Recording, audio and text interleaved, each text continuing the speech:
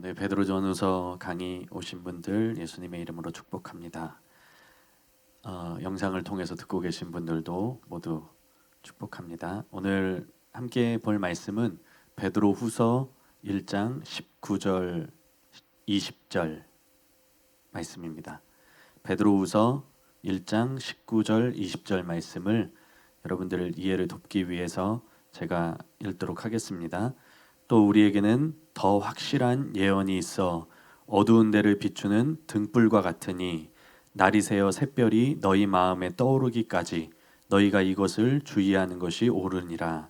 먼저 알 것은 성경의 모든 예언은 사사로이 풀 것이 아니니.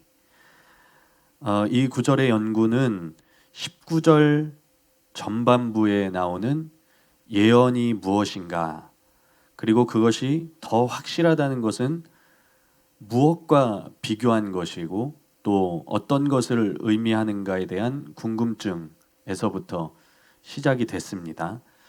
그런데 이 구절과 더불어서 20절까지의 말씀을 좀 차근차근히 풀어나가고 읽어나가는 과정에서 이 구절을 바르게 아는 것, 19절과 20절 말씀을 바르게 아는 것이 사실은 산 넘어 산과 같은 그런 과정이더라고요.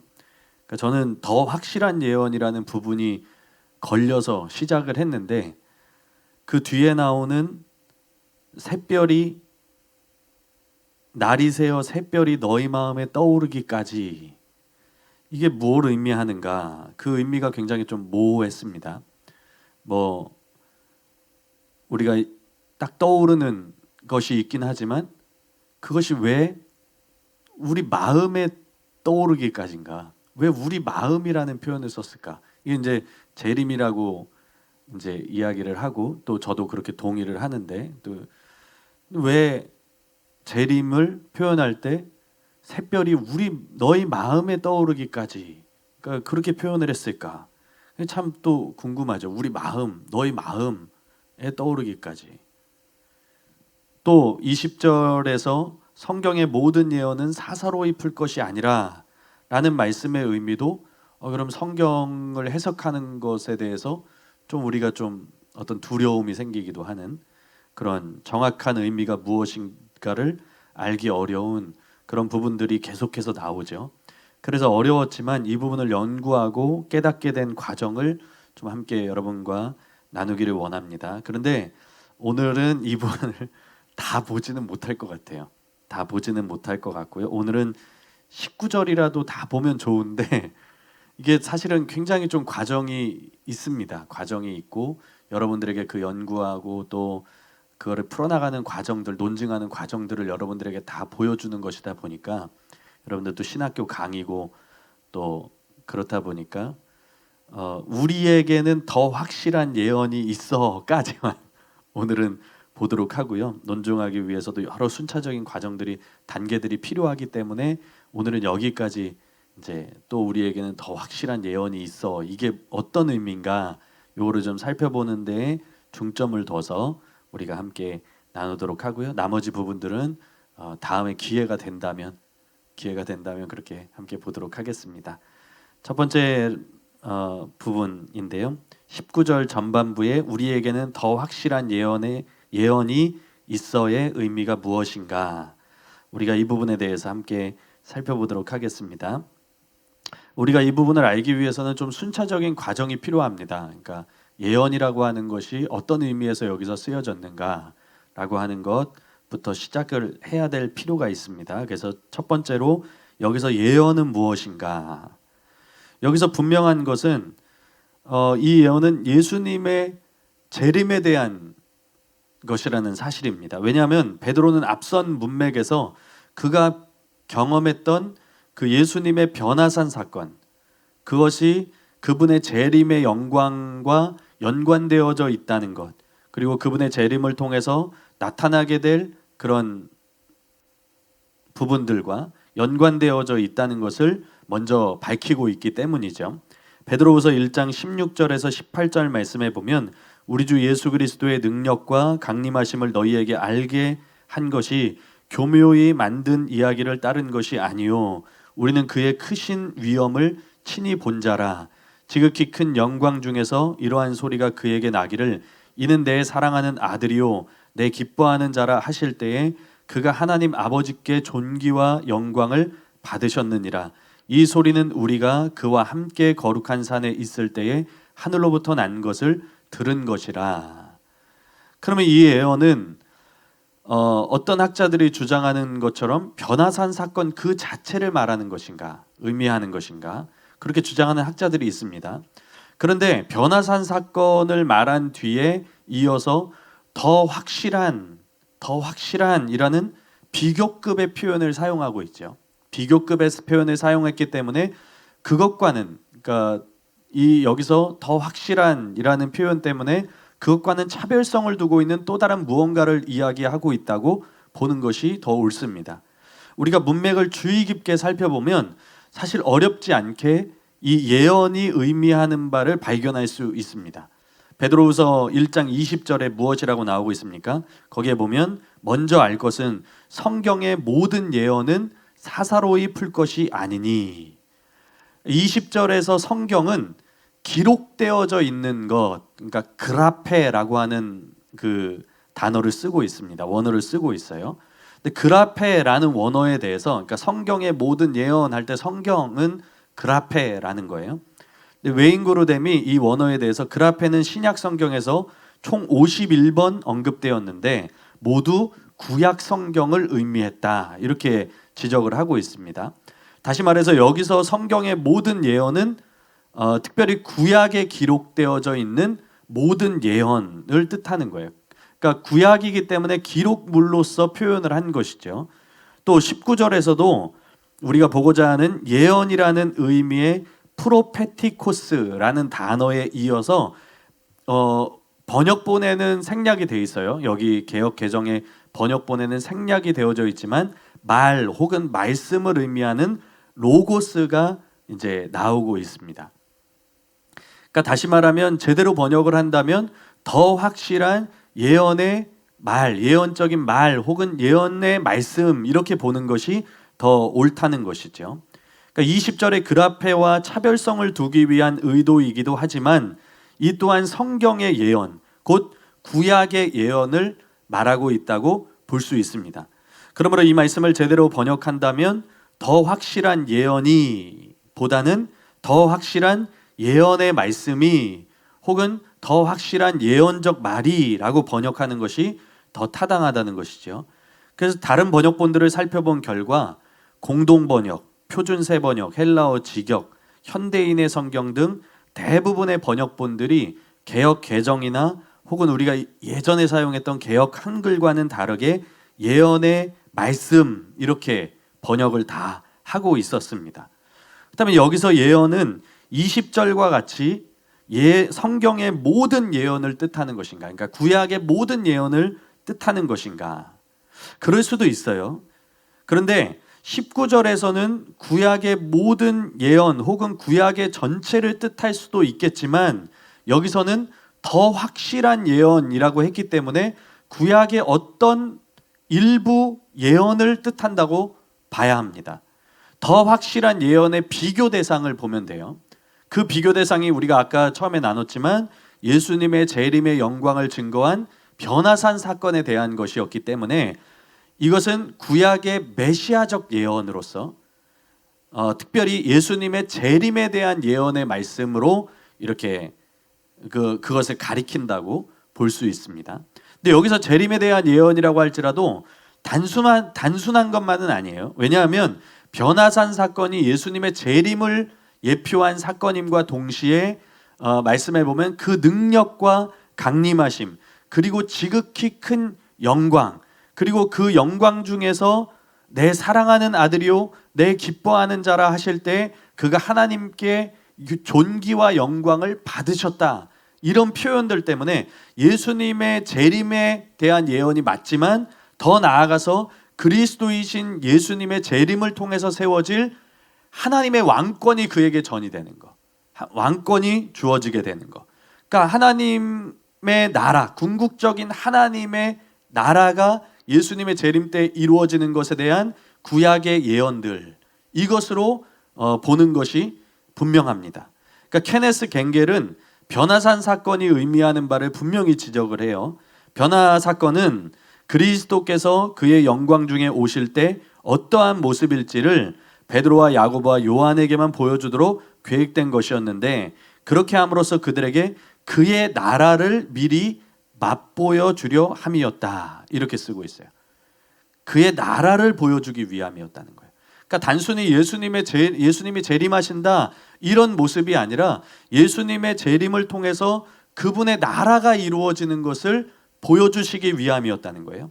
또 리차드 모컴도 WBC 주석에서 베드로후서의 기자가 변화산 사건을 언급하는 목적은 그가 그 사건 속에서 하나님이 예수님을 종말론적 왕과 심판자로 임명하신 것을 보았기 때문이다, 이렇게 말하기도 합니다. 그러니까 문맥을 볼 때에도 예수님의 능력과 강림하심에 대한, 또 그분의 존귀와 영광에 대한, 그러니까 그분의 왕권에 대한 변화산 사건을 언급하기 전에 베드로는 신자들이 얻게 될 우리 주 곧 예수 그리스도의 영원한 나라에 대해서 또 말을 해주고 있어요.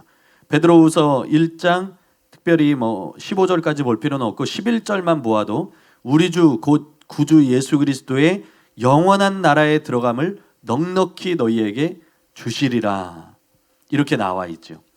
또 베드로가 이 서신에서 중점을 두고 있는 바를 상고할 때에도 이것은 더욱 확고해집니다. 베드로후서 3장 13절 말씀에 보면 우리는 그의 약속대로 의가 있는 곳인 새 하늘과 새 땅을 바라보도다.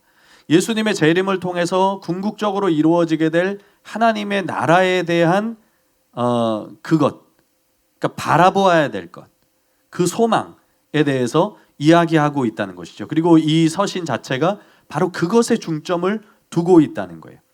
더글라스 무가 이 예언이 무엇인지에 대해서 이렇게 잘 쓰고 있습니다. 예언은 무엇인가? 이것은 하나의 사건인 변화 사건 자체일 수도 있는데, 이는 우리가 방금 보았던 바와 같이 그리스도가 영광 가운데 다시 오심을 예언하는 것이다. 그러나 베드로가 사용하는 언어는 하나의 사건을 묘사하는 것으로는 상당히 생소한 방식인 듯한데, 그럼에도 미래에 대한 언급을 많이 담아낼 수 있다. 그렇다면 아마도 예언은 구전이나 문서화된 예언들의 모음일 것이다. 어떤 이들은 베드로가 구약 성경 전체나 아니면 심지어 신약 성경의 예언까지도 염두에 둔 것일 수 있다고 본다. 하지만 문맥이 제시하는 바는 오히려 특히 메시아에 의해 역사의 종말에 세워질 하나님 나라에 대한 구약 성경의 예언을 가리킨다는 점이다. 이것은 우리가 앞서 본 바와 같이 베드로 후서에서 논의되는 주제이다. 결국은 베드로가 이야기하고자 했던 것은 뒤에 문맥을 볼 때 구약의 예언 전체를 가리킬 수도 있겠지만, 세부적으로 보면 예수님의 재림에 대해서, 그리고 좀 더 확장한다면 그것을 통해서 이루어질 궁극적인 메시아에 의해서 역사의 종말에 세워질 하나님의 나라, 베드로의 표현대로라면 그의 약속대로 의가 있는 곳인 새 하늘과 새 땅에 대한 구약의 예언들이라는 것, 그것을 알 수가 있습니다. 그래서 여기서 예언은 구약에 기록되어져 있는 예수님의 재림 혹은 예수님을 통해서 이루어지게 될 궁극적인 하나님의 나라, 새 하늘과 새 땅에 대한 예언의 말씀이라고 보는 것이 옳다는 것이죠. 우리가 예언이 무엇인지에 대해서 함께 살펴봤고요. 그러면 더 확실한 예언이 있다는 것은 뭘 의미하는가, 두 번째로 살펴보기를 원합니다. 그러니까 이 구절을 볼 때 가장 궁금한 것이 그거예요. 이것이 왜 더 확실한 것일까? 우리가 이 말씀을 오해하고 본다면 이런 의문이 생길 수 있습니다. 더 확실한 예언이 있나? 만약에 이것이 말씀이라면 말씀 안에 더 확실한 예언이 있고 혹은 덜 확실한 예언이 있나? 좀 다 확실하긴 하지만 정도의 차이가 있나? 이런 생각을 가질 수 있다는 거예요. 상대적으로 그보다 불확실한 예언들이 있는가? 이런 생각을 가질 수 있다는 것이죠. 더 확실한 예언의 말씀이라고 했기 때문에 이 구절에 나오는 예언이 일부일지라도 구약에 해당되는 것이라면 구약의 예언 중에 확실하거나 혹은 상대적으로 불확실한 예언이 있다고 여겨질 수 있다는 거예요. 그런 여지가 있다는 것이죠. 또 우리가 앞서 살펴본 것처럼 여기서 예언은 구약에서도 재림에 대한 그리고 궁극적인 하나님의 나라에 대한 예언이기 때문에 그 외의 예언 중에는, 그러니까 재림에 대한 예언은 확실한데 그 외의 예언 중에는 이보다 덜 확실한 예언도 있다고 착각할 수 있다는 거예요. 오해할 수 있다는 거예요. 그래서 어떤 학자들은, 복컴을 비롯한 어떤 학자들은 이에 대한 대안으로 여기서 더 확실한이라고 하는 것은 비교급으로 보아서는 안 된다. 그러니까 더 확실한이 아니다. 이것은 아주 견고한의 경우처럼 단순한 강조나 아니면 가장 견고한 경우처럼 최상급으로 보아야 한다고 주장을 합니다. 그러니까 네이어나 또는 데이비드 또 아까 전에 말씀드렸던 리차드 보컴이라든가 또 페임 퍼키슨이라고 하는 학자도 이렇게 쓰고 있어요. 당시 널리 사용되던 헬라어에서는 보다라는 비교급이 종종 매우라는 최상급의 의미로 사용되기도 했다. 따라서 베드로후서 저자는 여기서 그리스도교 예언을 어떤 다른 예언들과 비교하고 있는 것이 아니다.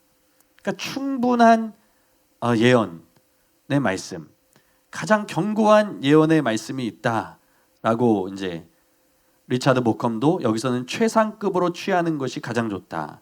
비교급을 의도하고 있을 필요가 없다. 이렇게 지적을 합니다. 그러나 여기서 문제는 그거예요. 비교급을 의도할 필요는 없지만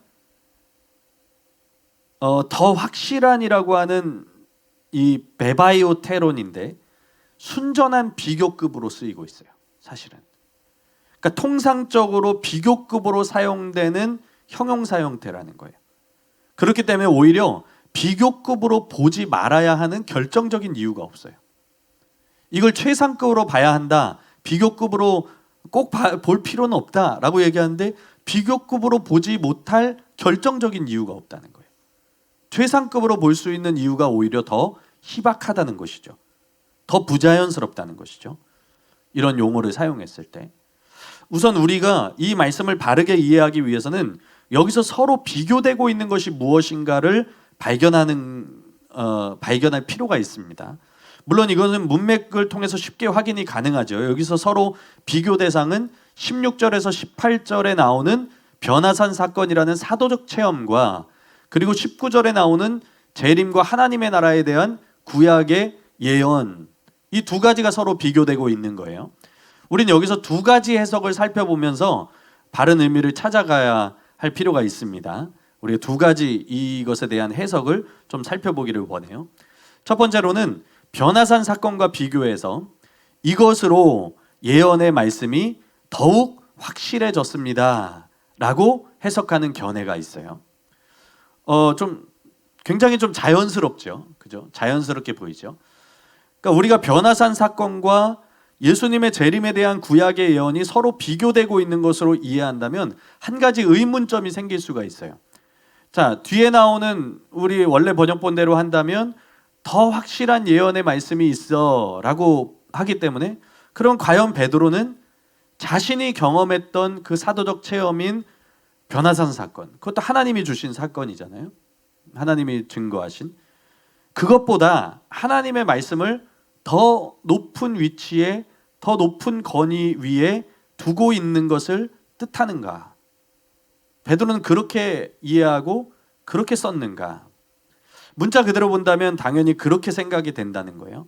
그러나 조금 더 생각해 보면 이것이 의문이 될 수 있어요. 이게 의문이 될 수 있어요. 서로 비교 대상인가? 이것이 학자들도 이런 의문을 품은 겁니다. 그래서 그것은 바로 변화산 사건 때에 하나님 자신이 행하신 직접적인 증언보다 구약의 예언에 더 큰 신뢰와 더 확실한 권위를 돌리는 것은 불합리하게 보인다는 거예요. 또 복음서 안에 포함되면서 이 사건 자체가 복음서 안에 포함되잖아요. 그러니까 우리의 시각으로 봤을 때는 그렇다는 거예요. 복음서 안에 포함되면서 그 사건이 재림에 대한 예표적 사건이 분명해요. 동시에 구약의 예언과 같은 성경의 권위를 가지게 돼요. 베드로가 이것을 또한 기록함으로써 베드로 후서에서도 이게 기록된 거잖아요. 그러면 이것이 기록되면서 성경의 권위를 갖게 된 거예요. 그러면 성경의 권위를 가지게 됨이 분명한데, 그렇다면 구약의 예언이 이 사건보다 더 확실한 권위가 있다고 볼 수 있는가라는 것이죠. 바로 이런 이유 때문에 많은 학자들이 베바이오 테론을 비교급으로 사용한다고 할지라도 이것은 더 확실한 권위에 대한 것이 아니라 더 확실한 성취의 증거가 되었다는 것을 의미해야 한다고 주장하는 거예요. 그러니까 비교를 할 때 이것을 통해서, 그러니까 앞에 나오는 변화산 사건을 통해서 뒤에 있는 구약의 예언의 말씀이 증거를 얻었다, 성취됐다는 증거를 얻었다. 그러니까 구약의 말씀이 이 변화산 사건을 통해서 더욱 확실해졌다, 이렇게 보는 것이죠. 그러니까 성취의 의미로서 보면은 충분히 매력 있는 해석이 되겠죠. 이런 해석을 주장하는 학자들은 앞의 경험을 통해서 재림에 대한 예언의 성취를 맛보았다는 것에 중점을 두고 이해해야 한다고 말을 합니다. 그렇게 본다면 변화산 사건으로 인해서 재림에 대한 예언의 성취를 맛보았고, 그것이 참된 것임을, 구약의 예언이 참된 것임을 증명해 주었고, 변화산 사건이 또 그것으로 구약의 그 예언들이 더 확실하게 성취된 것임을 보여주는 구절이라고 이해한다는 것이에요. 이런 견해는 매우 매력적인 것으로 많은 유력한 학자들이, 이것은 전통적인 견해는 아니라 할지라도 지금 이 시대에 오면서 지금 이제 많은 학자들이 좀 따르는 그런 해석이기도 합니다. 그러니까 전통적인 해석은 다른 거예요, 사실은. 근데 먼저 더글라스 무가 이것에 대해서 다음과 같이 말을 합니다. 자, 이 주장을 하는 분들의 견해를 좀 살펴보면, 베드로가 더 확실한이라는 비교급을 가지고 의미하는 것은 무엇인가? 확실한은 헬라어 용어 베바이오스를 번역한 것으로, 이는 약속과 합의의 확실성과 신뢰성을 가리킨다. 그러므로 베드로가 말하는 것은 구약 성경 예언들이 변화 사건의 목격자로서 파루시아, 그러니까 재림에 대한 믿음의 훨씬 더 확실한 기초가 된다는 것일 수 있다. 하지만 이 헬라어는 아마도 이 의미를 가질 수는 없을 것이다.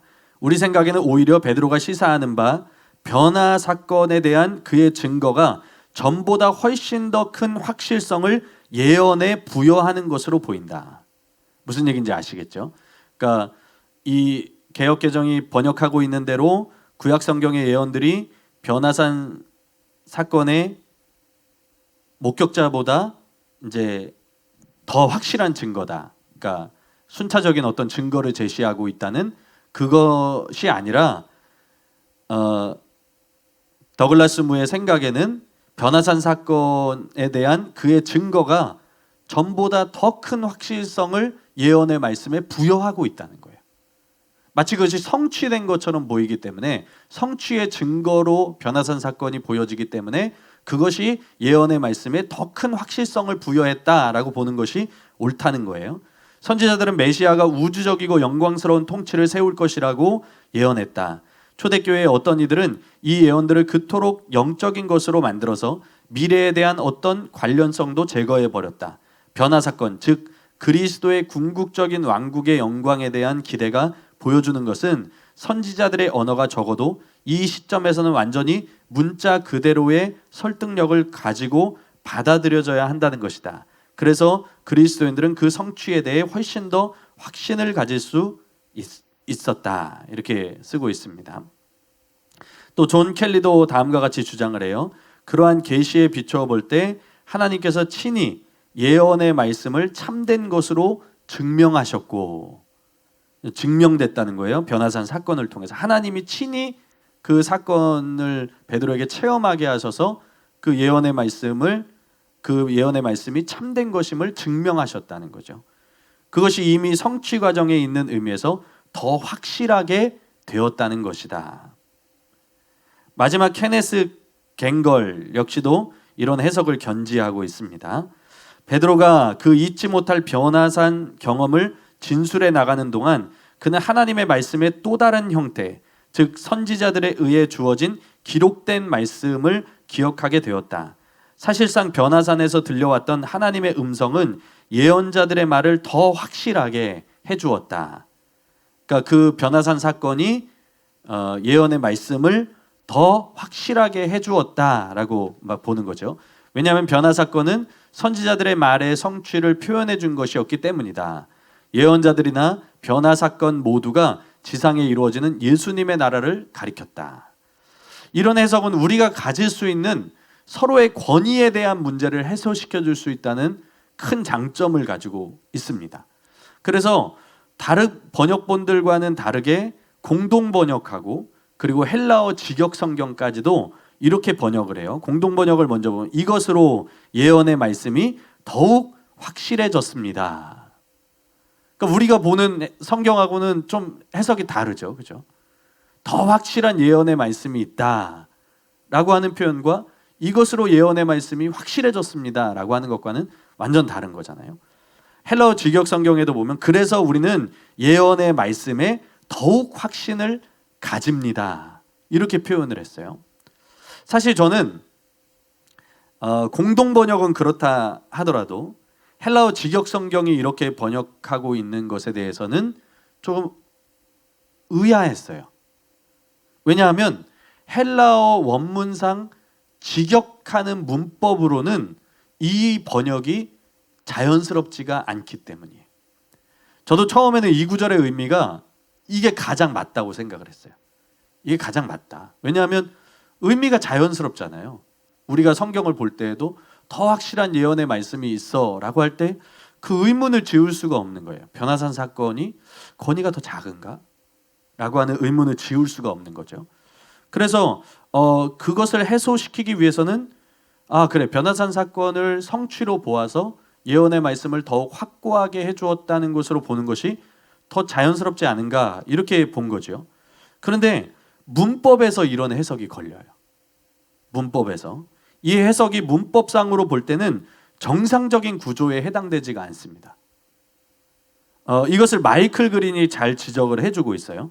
핵심적인 단어는 베바이오테론, 더 확실한, 그러니까 형용사 형태예요. 비교급 형용사 형태. 이 말은 구약 성경이 사도들의 증거를 확인해 준다는 의미인가? 그러니까 우리가 보고자 하는 거죠. 우리가 보고자 하는 게 아니고, 그러니까 원래 의미, 개역 개정에서 가지고 있는 원래 의미는 구약 성경이 사도들의 증거를 확인해 준다는 거예요. 아니면 혹은 이제 우리가 지금 첫 번째 대지에서 살펴보고 있는 건 사도들의 증언이 성경을 성취하여 확증한다는 의미인가? 이 두 가지의 의미 중에 선택을 해야 된다는 거예요. 대부분의 주석가들은 후자를 따라간다. 그러니까 지금 우리가 보고 있는 이 해석을 따라간다는 거예요. 변화산에서 들린 음성이 주님의 오심에 대한 구약 예언들을 더욱더 확실하게 해주었다는 것이다. 이 견해는 탁월한 교리이다. 그러나 두 가지 비판에 걸릴 수 있다. 에코멘 베바이오 테론이란 구절에서 후자의 의미를 내기는 극도로 어렵다. 그것은 문자 그대로 우리는 확실한 것을 가지고 있다. 혹은 확실한 예언의 말씀을 가지고 있다는 것이기 때문이다. 만일 베드로의 의도가 그런 것이었다면 정상적인 구조인 에코멘 베바이오 텐타를 사용하지 않았을까? 그리고 더욱이 기독교 사도를 제쳐놓고서라도 1세기 유대인들에게서 이런 감정을 짜내는 것은 더욱더 어렵다. 그러니까 구약의 권위를 물론 이제 변화산 사건을 성취로 보는 것이기 때문에 구약의 예언의 어떤 권위를 그것보다 더 낮추는 것은 아니지만 구약의 예언, 그 당시 1세기 유대인들에게 또 물론 헬라인들을 포함하고는 있지만 베드로 전후서가 헬라인 그리스도인들을 포함하고는 있지만 또한 유대인 그리스도인들도 그 안에 있었기 때문에 유대인들에게 이런 관점이 만약 첫 번째 해석을 따른다면 이게 이해가 되지 않는다는 거예요. 구약의 권위를 떨어뜨리는 것처럼 보일 수도 있다는 것이죠. 그러니까 베드로의 변화산 사건을 성취로 보고 증거로 보고 이것이 더욱 견고해졌다, 더욱 확실해졌다라고 하는 것이 유대인들에게는 끌어내기 어려운 감정이라는 거예요. 유대인들은 항시 하늘의 음성보다 예언을 더 좋아했기 때문이다. 그러니까 하나님 구약의 선지자들의 예언을 더 기록된 말씀을 더 중요하게 생각했기 때문이라는 거죠. 그러니까 문자 그대로 이 베바이오 테로는 비교급 형용사로서 뒤이어 나오는 예언의 말씀을 수식하고 있습니다. 그렇기 때문에 더 확실한 예언의 말씀 이렇게 해석해야지, 예언의 말씀이 더욱 확실해졌다 이렇게 동사 형태로 쓸 수가 없다는 거예요.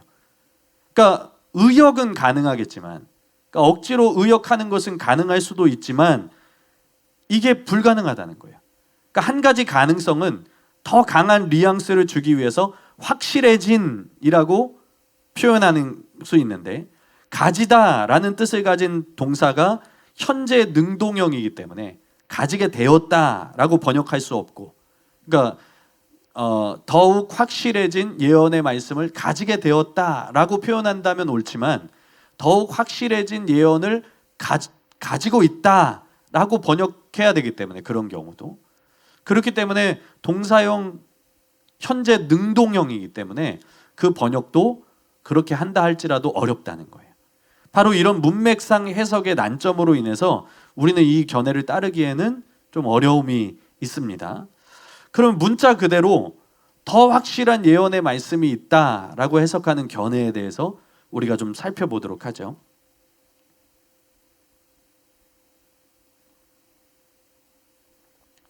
이 해석을 지지하는 분은 많지는 않더라고요. 많지는 않은데 최영상 교수님은 이렇게 쓰고 있습니다. 기록되어 있는 예언의 말씀과 변화산의 사건이나 하늘에서 난 소리 사이를 선명하게 대조시킨다. 이 대조의 강조점은 베드로가 특별하게 경험한 변화산의 사건이나 하늘에서 난 소리 같은 기이한 현상보다는 이미 기록된 성경이 주의 종말에 관한 더 확실하고 견고한 예언의 말씀이라는 사실이다. 그러니까 거짓 교사들이 이런 예언의 말씀을 무시하는 것은 베드로 자신이 경험한 변화산의 확실한 증거보다 더 견고하고 흔들림 없는 증거를 무시하는 것이 된다. 베드로후서 3장에 보면 거짓 교사들이 종말에 관하여 거룩한 선지자의 예언의 말씀을 의도적으로 부인하고 조롱하는 모습이 나온다. 저들 역시 눈에 보이는 대로 세상이 처음 창조 이후 그대로 있다고 조롱했다. 어쩌면 이런 점에서 베드로는 자신의 눈으로 직접 목격한 변화산의 증거보다 기록된 말씀이 더 확실한 증거가 된다고 주장했을 법하다. 어차피 눈으로 보는 것으로 판단하고 확신하는 것이라면 거짓 교사들의 주장이나 베드로의 변화산의 목격담이나 경험적 증거에 그치기 때문이다. 그러니까 기록된 하나님의 말씀, 계시는 그가 변화산에서 보았던 그 밝은 빛보다 더 밝고 그때 하늘에서 나온 소리보다 더 명료하고 흔들림 없는 확실한 증거이다. 몇 배나 더 강력한 빛이고 몇 배나 더 확고한 말씀이다. 기록된 말씀에서 나오는 빛이 더 강렬하다. 왜냐하면 신적 경험도 잠시 강렬하지만 기록된 말씀은 언제까지나 그 강렬한 계시의 빛을 비추고 있기 때문이다.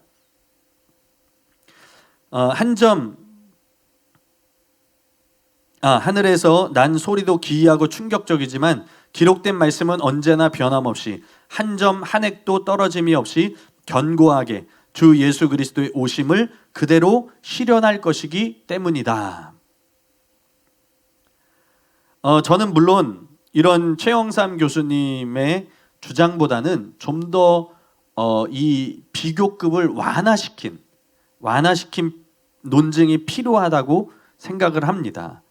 그러니까 왜냐하면 사실 이런 해석은 문법상으로는 알맞지만 의미상으로 드는 의문이 또 있기 때문이에요.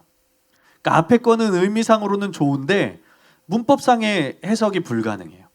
근데 여기는 문법상으로는 이렇게 해석하는 것이 맞는데 의문이 든다는 거예요. 의미상 봤을 때. 그것은 바로 우리가 첫 번째 해석을 살펴보기 전에 먼저 가졌던 의문 한 가지예요. 제가 위에서 이런 말씀을 드렸죠. 우리가 변화산 사건과 예수님에 대한 재림에 대한 구약의 예언이 서로 비교되고 있다는 것으로 이해한다면 이런 의문이 들 수 있다. 과연 베드로가 하나님이 주신 그 변화산 사건 체험보다 하나님의 말씀을 더 높은 권위 위에 두고 있는가? 그러니까 문자 그대로 본다면 당연히 그렇게 되는데 조금 더 생각하면 좀 의문이 든다는 거예요. 그러니까 더군다나 이 사건이 어쨌든 성경에 기록되어지고 마태복음 예수님의 변화산 사건 기록되어져 있고 또 베드로 역시도 자신의 서신에서 이것을 기록하고 있고 또 저는 그런 생각을 했어요. 정경의 저자들이 자신들이 그것을 기록할 때 정경에 대한 자각이 있었다는 거. 정경을 기록하고 있다는 것에 대한 자각이 있었다는 거. 그것이 베드로의 서신에는 뚜렷하게 드러나고 있지는 않지만 바울의 서신에는 그것이 드러나고 있죠. 바울의 서신에는. 그리고 베드로도 바울의 서신에 대해서 그런 자각을 가지고 있었어요. 그런 정경이라는 그런 것을 가지고 있었어요. 그러니까 자신이 쓰고 있는 것에도 그런 것을 가지고 있었을 것이라고 여길 수 있다는 것이죠. 그렇다면 우리는 이 의문을 어떻게 해소할 수 있을 것인가? 이 의미상의 의문을 어떻게 해석할 수 있을 것인가? 저는 그것을 마이클 그린이 가장 잘 설명해 주고 있다고 생각을 합니다. 그러니까 대상이에요. 이걸 말하고 있는 대상이 누군가예요. 그러니까 우리에게 말을 한다면 베드로도 이렇게 표현하지 않았을 거예요. 그런데 베드로는 그 당시에 흩어진 유대인 그리스도인 혹은 유대인으로서 개종한 그리스도인 혹은 헬라인 그리스도인들 그리고 거짓 선생들에게 이 서신을 쓰고 있다는 거예요.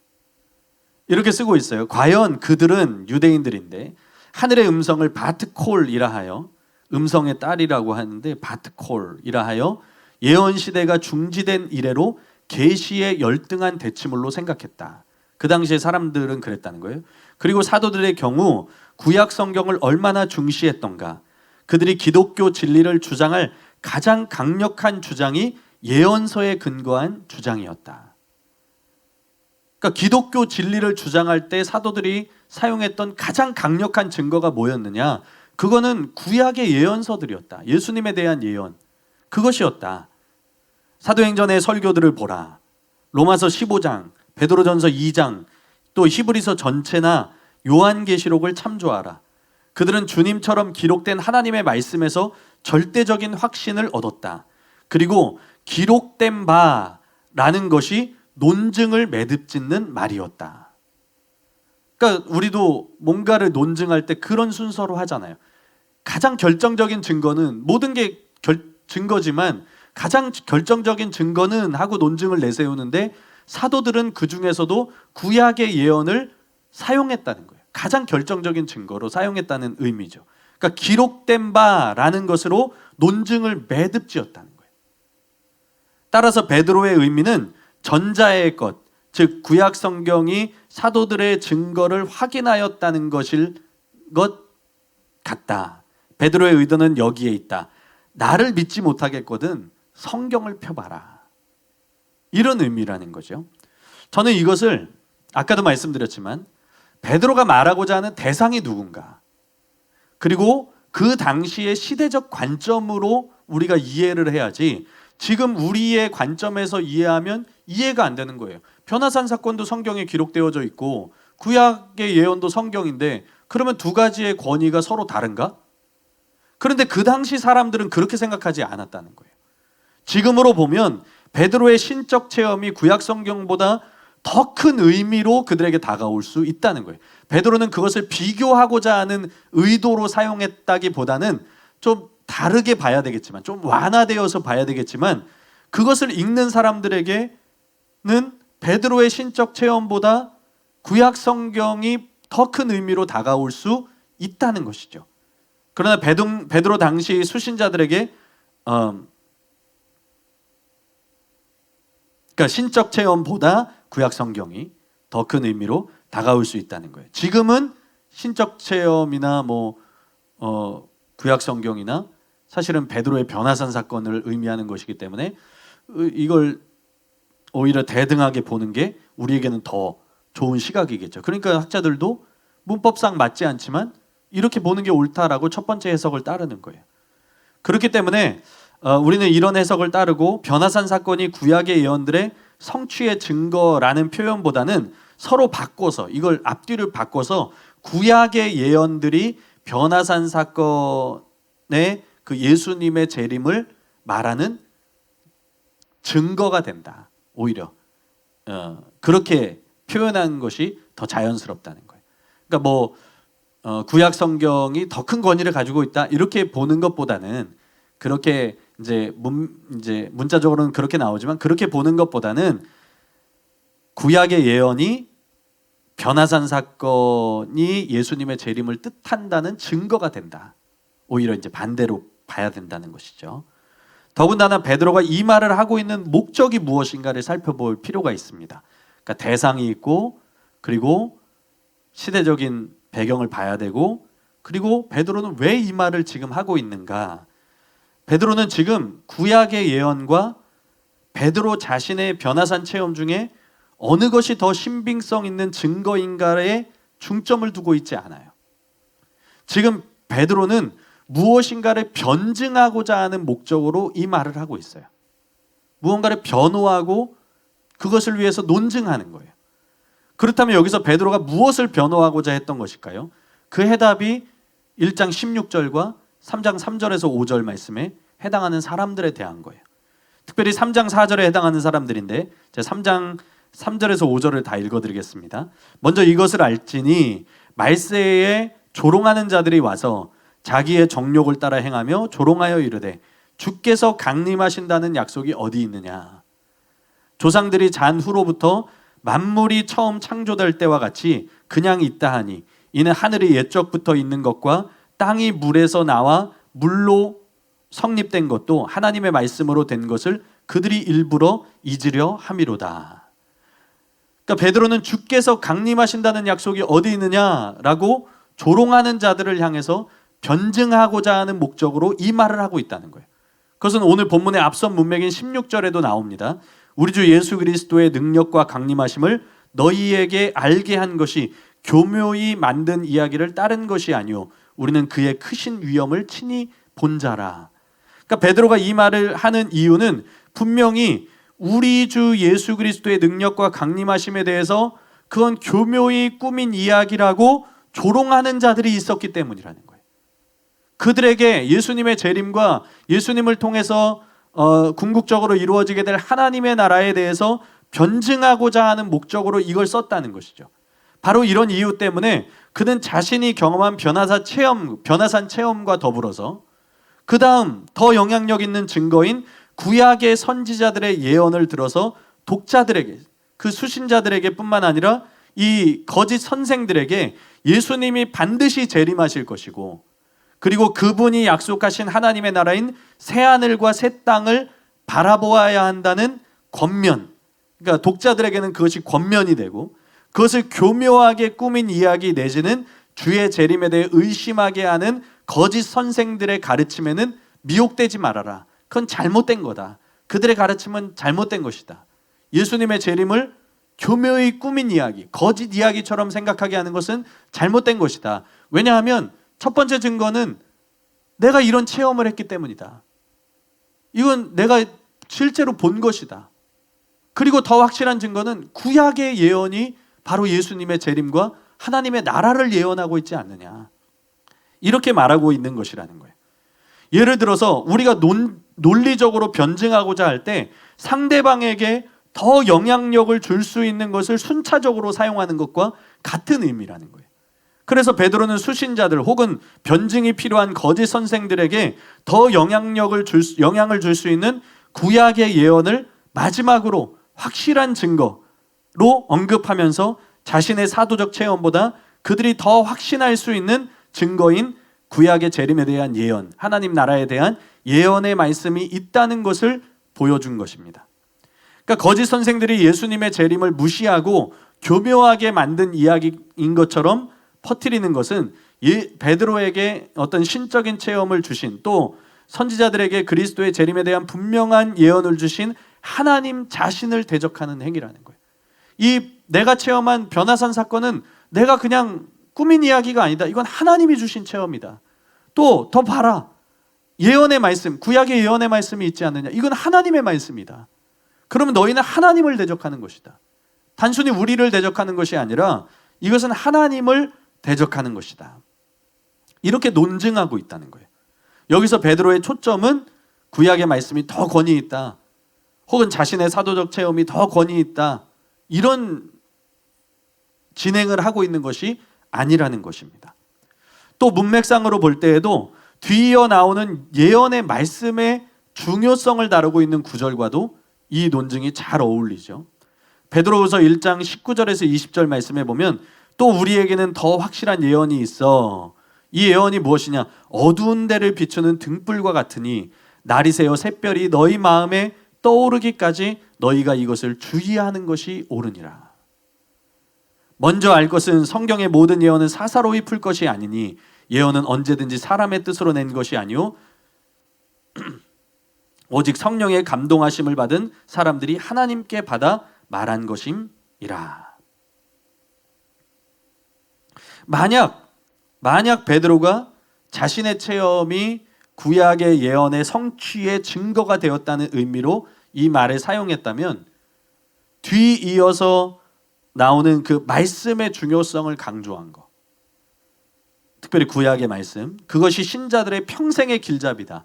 또 날이 새어 샛별이 너희 마음에 떠오르기까지, 예수님의 재림을 나타내는 것인데 그때까지 너희가 이것을 주의하는 것이 옳다. 왜냐하면 어두운 데를 비추는 등불이기 때문이다.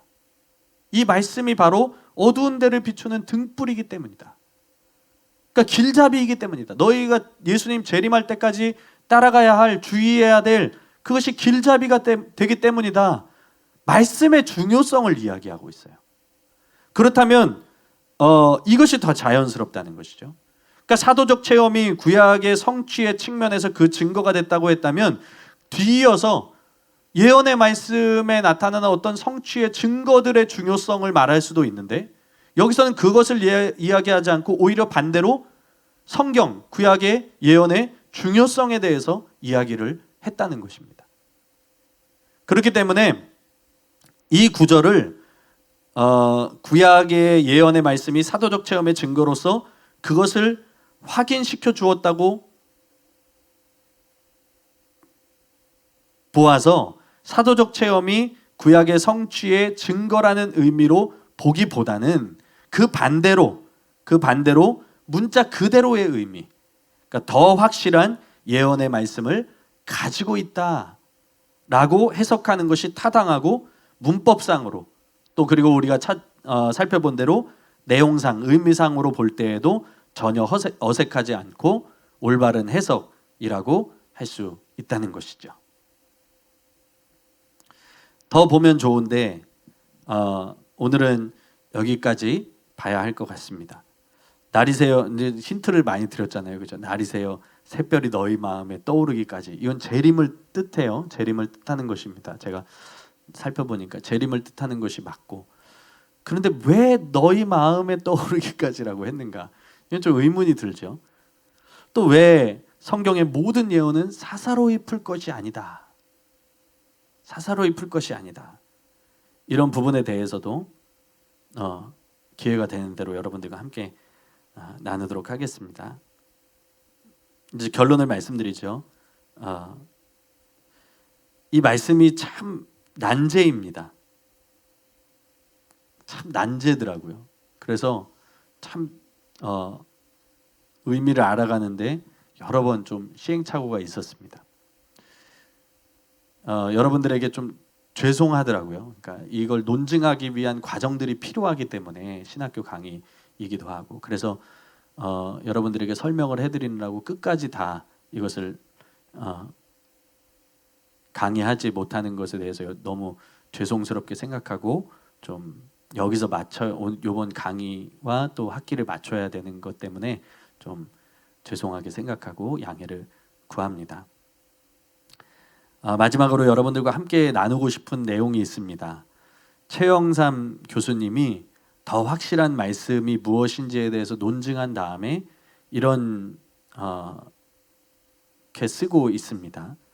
이렇게 확고한 말씀을 거부하고 조롱하는 것이 과연 얼마나 큰 무지와 무모함인지 베드로는 3장에서 더 자세히 설명한다.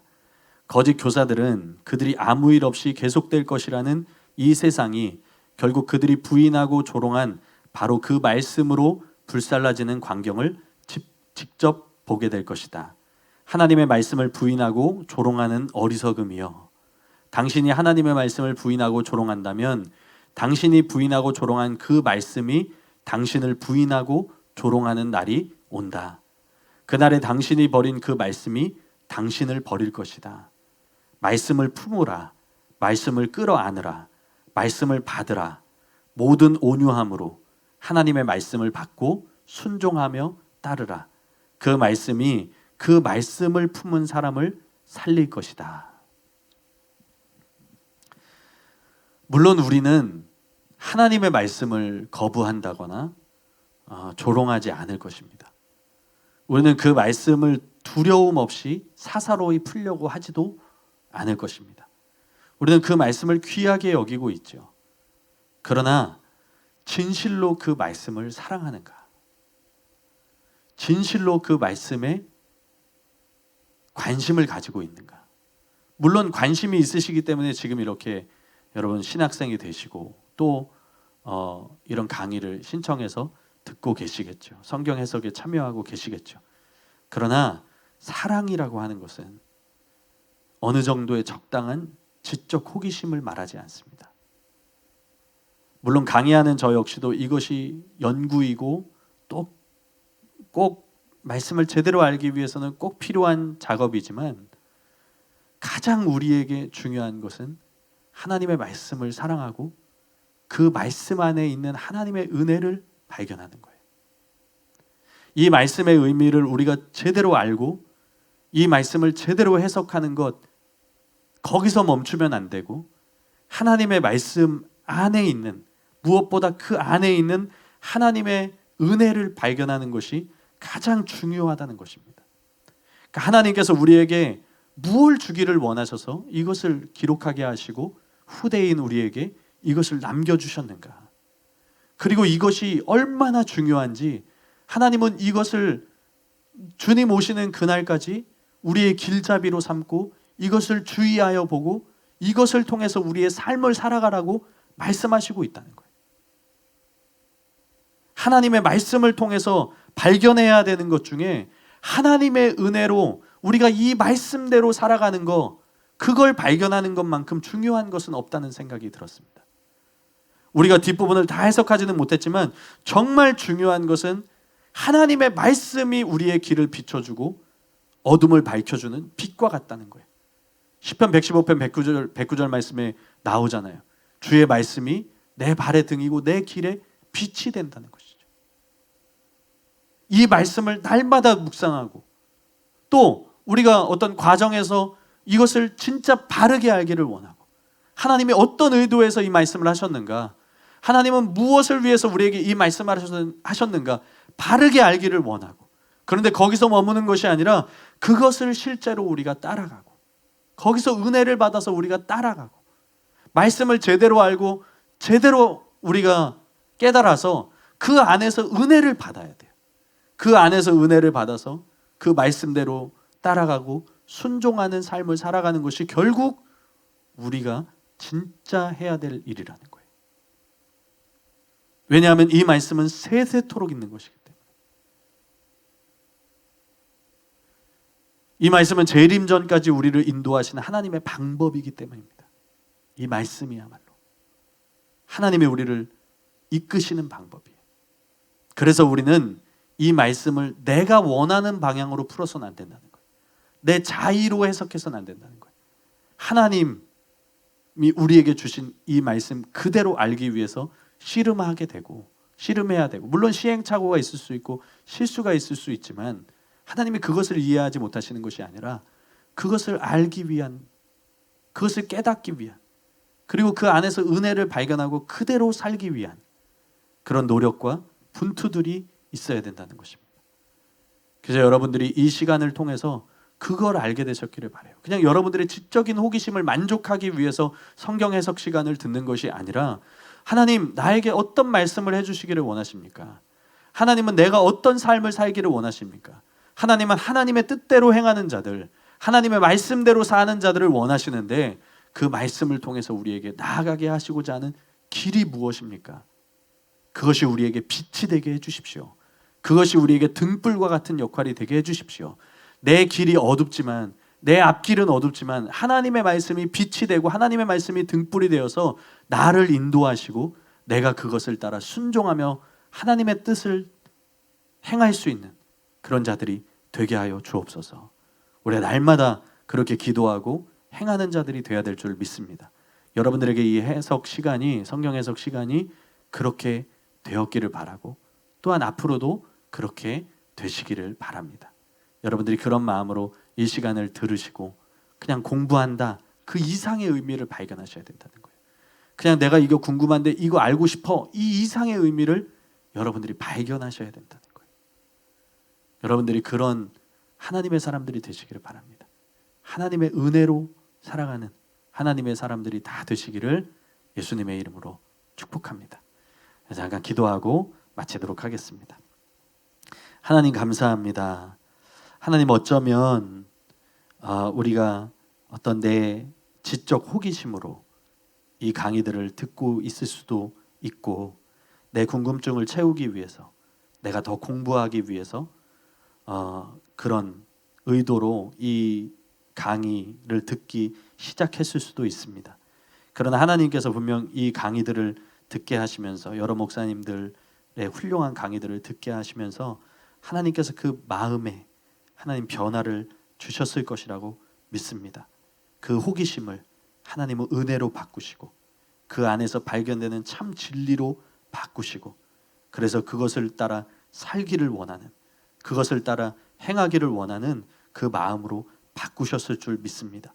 그리고 또한 더욱더 그것을 강화하고 계시는 줄로 우리는 믿습니다. 하나님, 우리 학우들이, 또 우리 성도님들이 그런 마음으로 이 강의를 더 듣게 하시고, 또 하나님의 말씀을 더 깊이 깨닫고 그 말씀대로 살고 그 은혜를 누리고자 하는 마음을 품을 수 있도록 하나님께서 인도하여 주시옵소서. 그래서 이 시대에 수많은 미혹이 있지만 그 미혹이 우리를 사로잡는 것이 아니라 하나님의 진리의 영이 우리를 사로잡고 우리를 운행하시도록, 우리가 우리 자신을 주님께 내어 맡길 수 있는, 주님께 사로잡힌 하나님의 사람들이 될 수 있도록 주님 함께하여 주시옵소서. 감사합니다. 주님, 말씀을 통해서 역사하신 주님을 찬양합니다. 마지막 시간까지 주님 인도하신 주님의 은혜에 감사드립니다. 예수님의 이름으로 기도합니다. 아멘. 이것으로 이번 학기 강의 여러분들 수고하셨고 마치도록 하겠습니다.